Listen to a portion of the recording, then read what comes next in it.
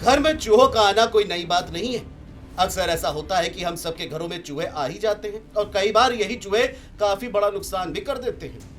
लेकिन इस बार चूहों ने घरों में रखे सामान को अपना नुकसान नहीं पहुंचाया, बल्कि मंडी में रखे लाखों रुपए के अनाज को चट कर डाला।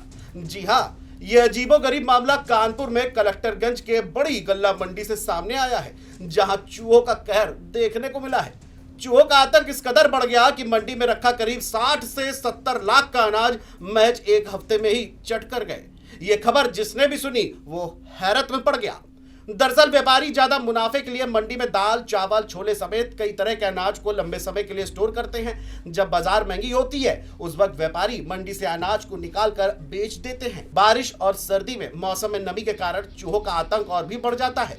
वहीं व्यापारियों ने बताया कि चूहों का आतंक तो रहता था, लेकिन एक हफ्ते से चूहे कहर पर पा रहे हैं। सुनिए व्यापारियों ने क्या कुछ कहा है। यूपी की सबसे बड़ी मंडी गल्ला मंडी कलेक्टरगंज में इस समय हम मौजूद हैं, जहां पर चूहों का आतंक देखा गया। चूहों ने 7 दिन में लगभग 70 लाख का अनाज जो है बर्बाद कर दिया, जिसके चलते कारोबारियों को बड़ा झटका लगा। इस समय हम मौजूद हैं कलेक्टरगंज एक दुकान में, जहां हम अपने सहयोगी से चाहेंगे कि वो तस्वीरों में दिखाएं कि किस तरीके से चूहों का आतंक जो है देखने को मिला है। ये दुकानदार यहाँ मौजूद हैं, इनसे हम बात करने की कोशिश भी करेंगे और साथ में अपने सहयोगी से चाहेंगे कि वो दिखाएं किस तरीके से चूहों का आतंक देखा गया है। ये जो अनाज यहाँ गल्ला है, चीनी हो गई, दाल हो गया, चावल हो गया, ये लगभग यहाँ मार्केट में रखा हुआ है और चूहों का आतंक इतना ज़्यादा देखने को मिला है कि 7 दिन में लगभग 70 लाख का जो अनाज था, जो गल्ला था, उसका नुकसान हुआ है, जिससे कि कारोबारियों को जो है यहाँ के झटका लगा है। हमारे साथ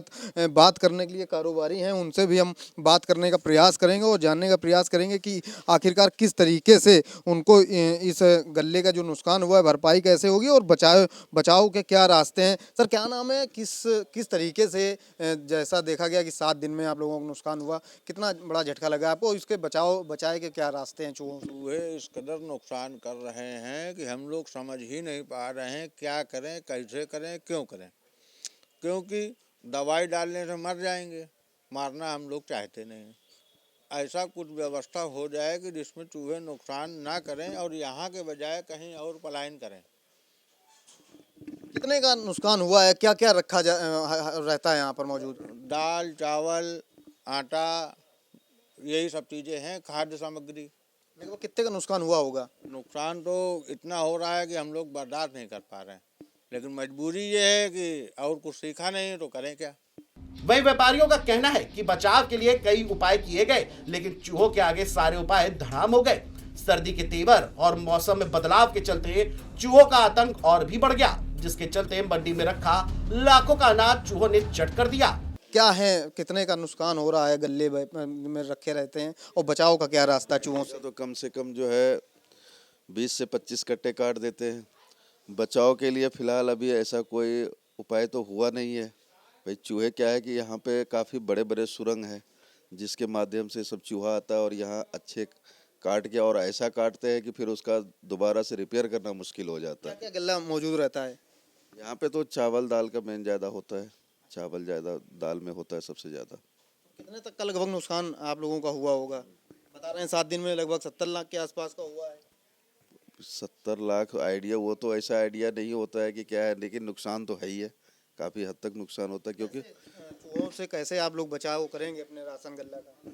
हम लोग उसको मारते तो है ही नहीं और ना कुछ करते हैं। अब जो काटता है फिर उसको सही करा के दोबारा से उसको बेचते, बस वो उसी मार्केट में जो है कम रेट करके या आधे रेट पे, पौने रेट पे उसको बेचना पड़ता है हम लोगों को, तो नुकसान तो है ही है।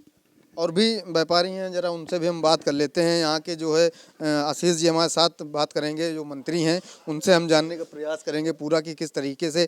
सर ये बताइए किस तरीके से जो गल्ला ये है पूरा चूहों का आतंक देखा गया है, कितने का नुकसान है और क्या बचाव के रास्ते आप लोग सोच रहे हैं? बचाव के रास्ते कोई भी नहीं है भैया। एक सहारा है जहर, जो हम लोग कभी रखते नहीं चूहों के लिए, कि वो भी एक जीव है और मारे एक जीव हत्या नहीं पसंद है, इसलिए हम लोग दवा कभी नहीं रखते हैं। ये सबसे बड़ी लापरवाही नगर निगम की है।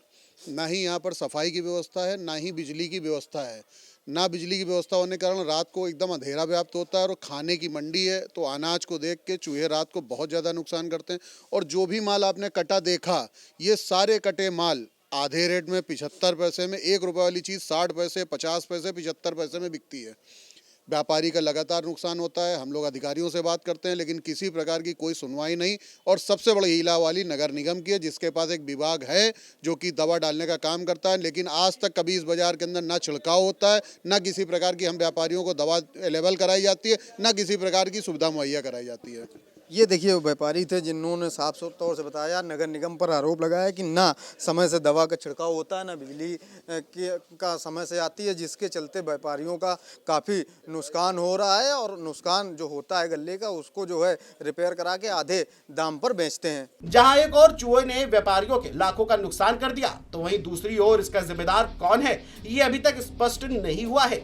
वहीं अब ये देखने वाली बात होगी कि नगर निगम और मंडी समिति इस घटना से क्या सबक लेते हैं और भविष्य में ऐसी घटना दोबारा न हो, इसके लिए क्या अहम कदम उठाते हैं। जेएमडी न्यूज़ के लिए कानपुर से दीपक यादव की रिपोर्ट।